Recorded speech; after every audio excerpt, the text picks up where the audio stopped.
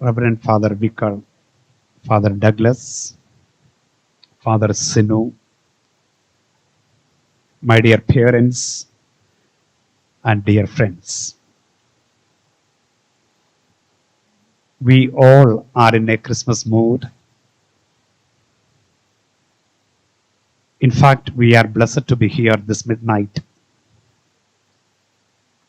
to celebrate Christmas despite the setbacks of the pandemic. And I wish you all a Merry Christmas. I would like to congratulate Father Vicar and his team on the arrangements that you have made to celebrate Christmas with all its decorum and dignity. And I especially appreciate the beautiful decorations, the melodious carol singing, the choir, and the lovely crib. Well, Christmas is being celebrated every year. But remember, we couldn't come together during the past two Christmas due to the COVID-19 protocol. I was just thinking, what is new about this Christmas? And the most frequently heard phrase during the pandemic is new normal. What is the new normal that this Christmas is calling us for? I believe Christmas is not just a commemoration of the birth of Christ in the manger about 2000 years ago, but it's an invitation to experience the presence of Christ in the contemporary times. If God is Emmanuel, if Emmanuel is God with us, the crucial question for us today is, where is God during these COVID times? How to find Christ amidst the trauma and the miseries of the contemporary corona times? Is there an alternative? And we know the churches were shut down, all the prayer centers were locked, and the whole world in the quarantine. Is there a hope? No mass, no sacraments. The other day, I went for hearing confessions in one of the neighboring churches. And most of the people are worried about not being able to attend in the mass, not being able to go for confessions. Is there hope amidst the melancholy of this pandemic? Are there any alternatives? And I repeat, what is the new normal that this Christmas is calling us for? Friends, could we think about worshiping in spirit and in truth? Gospel of John, chapter 4, verse 24, Jesus speaks. For God is the Spirit, and the worshippers should worship in the Spirit and in the truth. Authentic spirituality is not about rites and rituals. I think COVID contest is a wonderful opportunity for us to deepen our faith in spirit and in truth. Unfortunately, very often, or at least at times, we are bothered about the mechanized prayers, the legalism and the ritualism. Genuine spirituality is beyond the rites and rituals. And that is beautifully portrayed in the letter to the Corinthians, 1 Corinthians, chapter 3, verse 16. You are the temple of the Holy Spirit. Aham Brahmasmi, the Brihadaranyaka Upanishad speaks. God is within us, Emmanuel. God is around us. And He comes and ever comes. And the beautiful verse of Gitanjali by Tagore. So, Christmas reminds us to experience the presence of the divine within us and around us and in the contemporary times. It's an invitation to experience the Lord, or to look at the realities of the world with a renewed perspective. That is Christmas of this pandemic. How to turn in our miseries and crises into opportunities. That is the challenge before us today. I think Joseph and Mary offer the models. The angel of the Lord declared unto Mary that she would conceive by the power of the Holy Spirit. Mary asked how this would happen to me. She introduces the God of uncertainty, God of surprises, and the same with Joseph. Both of them listened to the word of God, discerned the will of God, and practiced it in their daily life. Friends, discernment matters.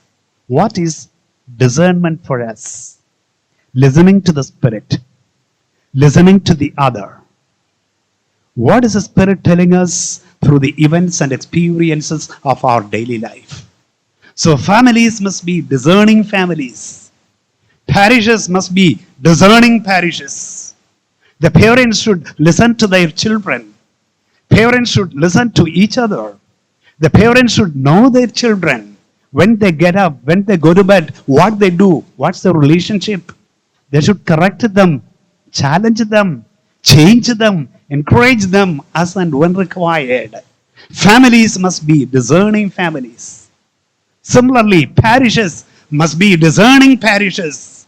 We are journeying together as Pilgrim Church. And this is the same envisaged by Pope Francis as the Synodal Church, which we discuss a lot today.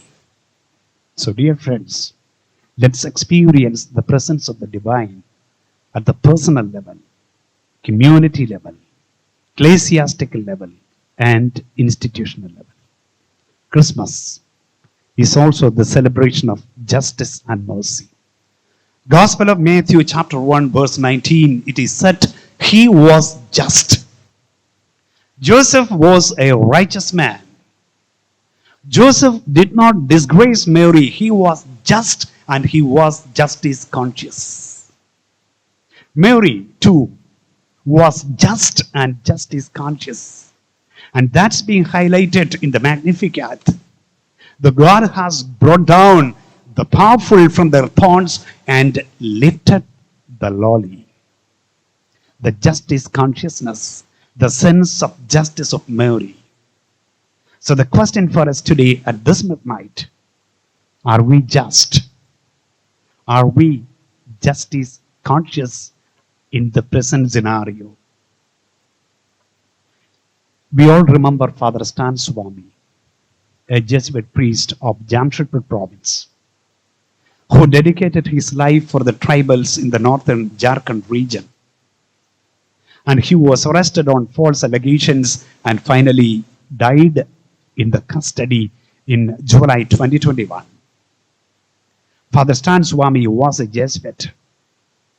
He was a learned person. He was specialized in sociology, did his doctoral studies and served as the director of Indian Social Institute, Bangalore for several years. But later he returned to Jharkhand to serve, to fight for the rights of the tribals over there. Serving the poor was an option for the Father Stan.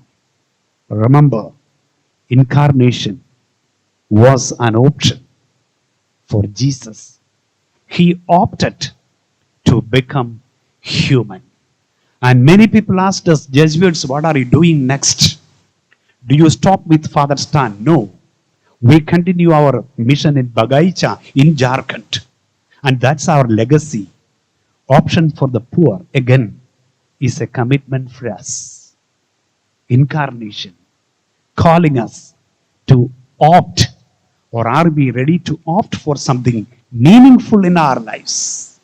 You may all know Dayabai, one of the renowned social activists in the contemporary world. She is also dedicated her lives for the upliftment of the tribals and Dalits in Madhya Pradesh. And often she comes to Kerala, to Kasaragod, to fight for the rights of the endosulfan victims. And for Dayabai, serving the poor, Fighting for the rights of the underprivileged is an option. Christmas reminds us of our options. And I repeat, are we ready to opt for something meaningful for the poor and the marginalized? What is our attitude towards the migrants, the refugees, the victims of injustice? And this is the same question Pope Francis raises in his recent encyclicals on Fratelli Tutti. The other is not an other. The other is your brother. The other is your sister. So Christmas thus becomes the message of hope and peace. And I believe it is very significant in the contemporary context of increasing violence. Killings and murders have become the order of the day. We are all aware of the recent happenings in the Alleppey and in Kannur in the recent days. Sectarianism, communalism, fanaticism, fundamentalism, and what else not. So dear friends, Christmas calls us to experience peace. And the solution is in the grip. God became human. And you do what God did to be human. Finally, Christmas is an invitation for us to be human. Years back, I read a book by Father C.P. Warkey titled Be Human and Be Holy. He says the prime and primordial step in the process of becoming holy is to become a human being first. 1 month back, I had a conversation with Ms. Sugandha Sugradharaj. She is the director of an NGO namely AMBA in Bangalore. She was by profession a pilot in aviation, but gave up that job for the sake of the enhancement of the differently abled children. She is giving training for the intellectually so-called disabled children. She gives them training in computers, can you believe? She has developed a particular curriculum for these disabled children. She has developed a system of learning for them. She learned that they are good at visuals. Accordingly, she created or constructed a keyboard with visuals. Believe me, all those children, once trained, they are very good at data entry. And most of them are being employed in big companies and firms like the Microsoft and the Intel and the airport. I'm talking about people with children with low IQs of 50 and 60% of IQs. Isn't it inspirational to work for the other, to enable the other to become human?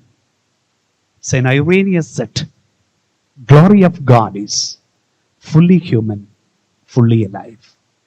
And I believe, strongly believe, this is the message of Christmas.